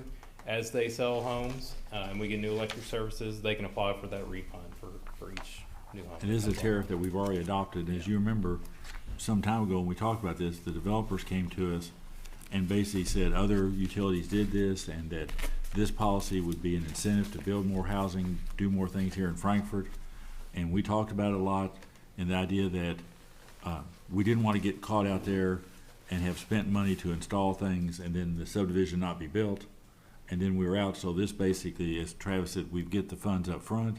If the subdivision happens, we rebate it some because we're going to be getting new electric customers and new usage. If it never happens, there's no refund. John? 2 questions. Number one, Travis, I want to make sure I heard you right. As these lots get filled, as these homes get sold, as these people hook up, it's not a lump sum where they end at a certain time. They can, I've got 3 more, and I've got 4 more, and I've got 5 more. They can do it on a piecemeal basis, correct? The developer. Correct. They don't have to come at the end and say, oh, I've got them all ready, or all at the beginning, or any particular process. And what do we say? 5 years from the date of the installation. Is that what we put down there? Yeah, we can look through in my head, it's 5 years from the execution of the contract. From the execution of the contract. When we, if this is approved, we'll send this out with an estimate letter to the developer and say, okay, here's your cost, here's also a contract for your review. So they'll kind of be executed in parallel. No, that's fine. Yeah. That's fine. Any other questions? If not, do we have a motion? So moved. We have a motion. Do we have a second? Second. We have a motion and second. All those in favor say aye. Aye. Those opposed? Motion's adopted. Thanks, Travis. Thank you. Next one is consider approval of transmission data center rate study with 1898 and Company. And now I guess this is kind of a preemptive type thing. Is obviously you all know the data centers. You hear them being talked about various places in Kentucky. Jefferson County's currently got one talking about a 400 megawatt data center in Jefferson County. It was rejected in Oldham, or I don't know if it's the same company, but a similar proposal. But this, I think Travis and Gary have brought this in, that if someone would come to Frankfurt trying to get a handle on what it might look like from rates. So yeah, exactly. I think you hit the main points there. The other thing we wanted to consider as part of this study are financial protections to the board, to our other ratepayers. We don't want to find ourselves in a situation where we've had to pay a lot of cost to extend infrastructure. For some reason the data center doesn't go, and then our ratepayers are kind of stuck in that instance. So asked them to kind of help us explore how do those financial protections work. And they've obviously, you can't pick up a industry magazine without hearing about data centers. So they've worked through several of these. And as you mentioned, developing a rate, they'll look specifically at these type of customers, how large they are, their load factor, and help us determine an appropriate rate. We're asking the board to award this to 1898 and Company. We did not do an RFP, and the thought behind that was they just did our cost of service study. All the data is fresh with 1898 and Company. They can kind of pick up and run with it. So we think it makes sense to partner with them on this project if approved. And I just point out the one in Jefferson County was 400 megawatts, which is like 2.5 times our total load. It's bigger than total of KYMEA by over 100 megawatts. So I mean, these are huge power. I mean, they're our GDS friends have shared stories with me of some of these moving in. They're an order of magnitude larger than the city load. So they can kind of turn the financials upside down for hopefully for better, of course, But if someone came in and wanted that kind of power, we can't just provide that much power overnight either. I mean, it would take some work on some equipment, some ordering, some lead time. So, I mean, there'd be a lot going into it. We could respond, but we kind of need to know where we're at on this. Correct, exactly. I think this kind of doing our homework in advance helps those conversations progress. But yeah, it would depend a lot on what, you know, the prospective customer needs. How much Are they they need. 100 megawatt? Are they 50? You know, those are all different conversations, but I think this kind of helps us lead into that a little more informed. David, how many bottles of champagne are we popping if we get a data center? No, I think it's a much needed thing. Yeah. We need growth in this area for sure. Yeah. They need a lot of electricity, need to sell a lot of water. Yeah. And they need to have cable, I mean, they need to have internet. Yes. So, More people come stay. That's right. But AI, I think, likes to watch sports channels. Yes. So it needs something to do in its downtime, you know. so do we have a motion on this study? So moved. We have a second. Second. Second, we have a motion, second. All those in favor say aye. Aye. Those opposed? Thanks. And thanks for bringing this, Travis. Yep, This- appreciate it. Consider approval of change order number 1 for filter valve replacement project in the amount of $45,660 to Harry Company. Brandon. Yes, so the filter valve project is wrapping up. So it was determined during construction that there were support posts that were put in originally under some 45-degree fittings, so that there's one per filter. The original support posts were anchored to the floor and grouted in, but the supports were not attached to anything. They were just kind of put up there in place. So in this change order, a new post and support will be fabricated and physically attached to the flange of the fitting to provide better support. The change order includes a scheduled extension. Herrick has requested to extend the final completion date from August 14th to November the 1st. The scheduled extension will not impact daily operations. Water treatment plant staff recommend awarding change order number 1 to Herrick Company in the amount of $45,660. The current budget includes contingency to cover the additional cost. Okay. Any questions to Brandon? I'll make a motion to approve change order number 1 for this project. We have a motion. Do we have a second? Second. We have a motion second. All those in favor say aye. Aye. Those opposed? Motion is adopted. Next one, item 6.7, consider approval of change order number 1 for the filter valve replacement project in the amount of $5,000 to the Kentucky Engineering Group. Brandon? Additional engineering services were required to design the new support posts for the 8 30-inch 45-degree fittings adjacent to the backwash valves at the water treatment plant. The additional work included consulting with a structural engineer and the contractor to design a support system for all the 8 fittings. The new post and support will be fabricated and physically attached to the flange of the fitting to provide their support. FPB Water Treatment Plant staff recommends awarding change order number 1 to Kentucky Engineering Group in the amount of $5,000. This is also in the current budget includes contingency for this also. Any questions to Brandon? Okay, if not, do we have a motion? So moved. We have a motion. Do we have a second? Second. We have a motion second. All those in favor say aye. Aye. Those opposed? Approved. Thank you, sir. Thank you. Next one is item 6.8, agreement between Frankfurt Plant Board and City of Frankfurt Sewer Department. We currently have an office downtown that we have some equipment in, and we have vacant space there, and the City Sewer Department would like to utilize that space. And you all have seen the agreement. Gary has talked to the city manager, he's talked to the sewer department, and come up with an agreement that they would pay us an amount per month, and anything they have to spend to get it up to speed for them would get deducted from it. I mean, we don't use the space. It seems like a fair agreement for the city. The sewer department needs it. They do not want to buy the building. They don't need it permanently. They need it on a short-term basis. So this lets them utilize a building that's close to City Hall that we've got space in. It gives us some reimbursement, and we don't have to spend any money fitting it up for them. Is that fair, Adam? Yes, sir.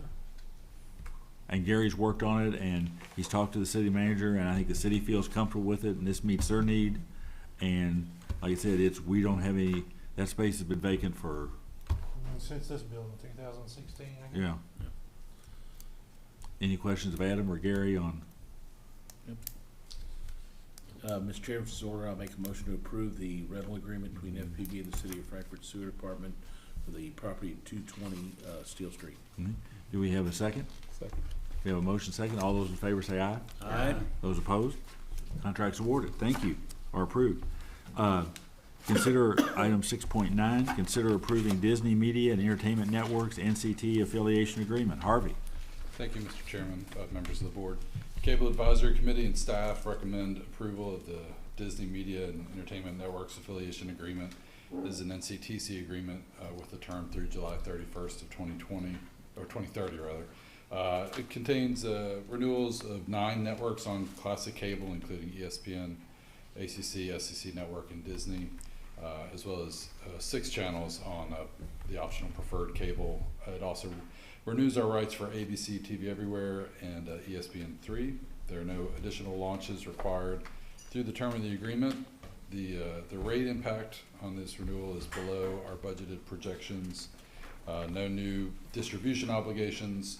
As far as new rights included, we will have the ability to authenticate our cable customers on the new ESPN Unlimited package, which is their direct-to-consumer package, so our customers will get access to that same content. Additional rights that are not finalized but in discussions are Disney Plus and Hulu rights, where we would be able to resell those services to our customers like some other larger cable operators do. So it's harder for the co-op to do that because we're all so different. They really need a platform in place before they can acquire those rights, but ESPN's committed to bringing those to us. So more to come on that in the coming months. And this is no rate increase for our customers either, is that correct? No, I mean, certainly not in the near term. Right. We have our annual increase in the spring, and I believe this'll the key word is Yeah. the increases were in line with budgeted be below budgeted projections. Below budgeted Yes. projections. Yeah. So yeah, this is, and I think honestly, from a financial standpoint, they did a really good job, and for as much as there is in this agreement, I think we did pretty well. So Well, as much as I hate to recognize another cable operator, was it Comcast last year? Charter did a lot of work. Charter did a lot of dirty work for us by taking a bullet and taking ESPN off their. It was 2 or 3 weeks. Yep. Right at the start of football season, and they took a lot of heat, and I think that was kind of tempered ESPN's. Well, it just changed the landscape for what was expected. So not quite as voracious an appetite. Yeah. So happy to answer any other questions. Do you have any questions for Harvey? Okay. If not, do we have a motion? So moved. We have a motion. Do we have a second? Second. We have a motion second. All those in favor say aye. Aye. Those opposed? Contracts awarded. Thank you, sir. Item 6.10, consider changes to FPB's health plan. Michelle.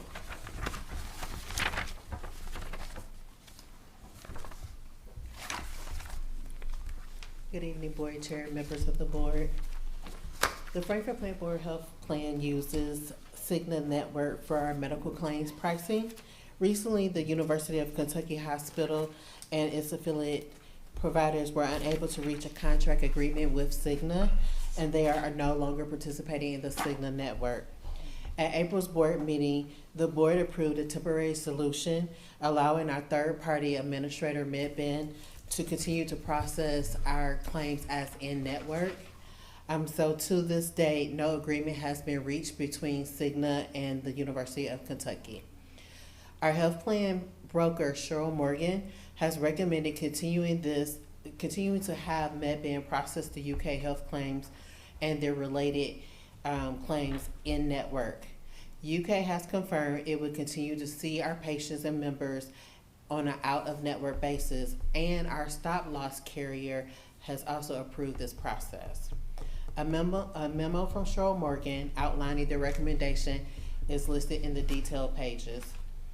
Staff asked the board to approve the recommendation from Cheryl Morgan to continue until the end of the year, which is December 31st, 2025, and that's the end of our health plan year, to process claims as in-network with UK and its affiliate providers. Are Cigna and UK still talking, or is it just totally? It's as far as I know, just based on information from our broker, they have stopped negotiating. So it's a done deal. And we for have a number this. of employees that use UK services. We do. Yeah. We do. Michelle, how's this gonna affect when we go shopping for a plan next year? Are we gonna have to look to someone else, or are we gonna have to change what we do in terms of who we find? You know, will we be able to use any network, or do we need to start making some changes that way? There are going to be a couple recommendations when we have our mid-year review, and one of the things that our broker has pushed previously is the reference-based pricing. And so for them, this kind of is the reasoning why we need to go to that model. Right. Yep. So that is most definitely that is one of the recommendations that will be on the agenda for us to discuss. The HR staff met with an individual that explained the reference-based pricing, but before the mid-year review, we wanted to try to get some references and see and talk to other companies that have utilized that. Because this is the second time in the last few years this has happened with Baptist. Did it happen with Baptist? Yes. Before, and they finally figured that out, and you know, now it's happening with UK, and I just think it's going to happen more and more with Right. different providers. So Yeah, and that's it's good. according to our broker, it's not just Cigna, it's other networks as Right. well, as they're trying to come to negotiations about pricing and just how they want things covered. So, yes, Okay. it's becoming the norm, I guess. Sounds good. Any other questions for Michelle? So basically, this is just I make a continuing. motion to approve the change in the health plan to allow services in the UK be treated on an in-network basis.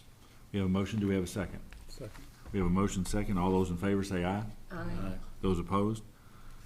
Continue on. Thank you. Item 6.1, 6.11 and 6.12 with the board's indulgence to pass over. And Gary's going to do a little more work on those, and then we may revisit these next month. Item number 7, general manager comments. No, I don't have any. Thank you. Anybody on item number 8, any old or new business? Okay. Item number 9, permission to have chair call for closed session. Mr. Snyder. Mr. Chairman, I make a motion to conduct a closed session pursuant to QRS 61-810-1C to discuss pending litigation regarding a contract matter as well as a Federal Energy Regulatory Commission matter. We have a motion. Do we have a second? Second. We have a motion second. All those in favor say aye. Aye. Those opposed? We're going into closed session. Come back in, say 5 minutes.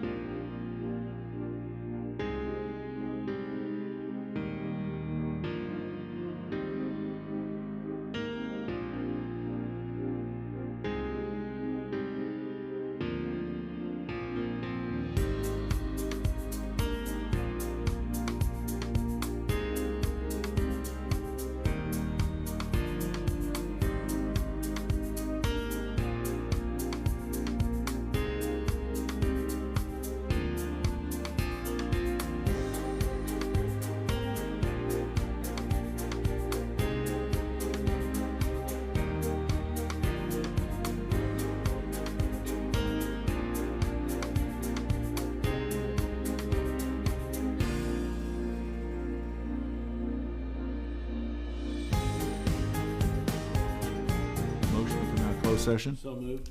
We have a motion. Do we have a second? We have a motion second. All those in favor of coming out of closed session, say aye. Aye. Those opposed?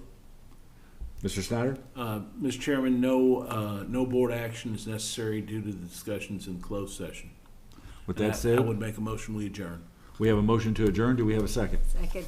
We have a second. All those in favor of adjournment, say aye. Aye. Those opposed? We're adjourned. Thanks, everyone.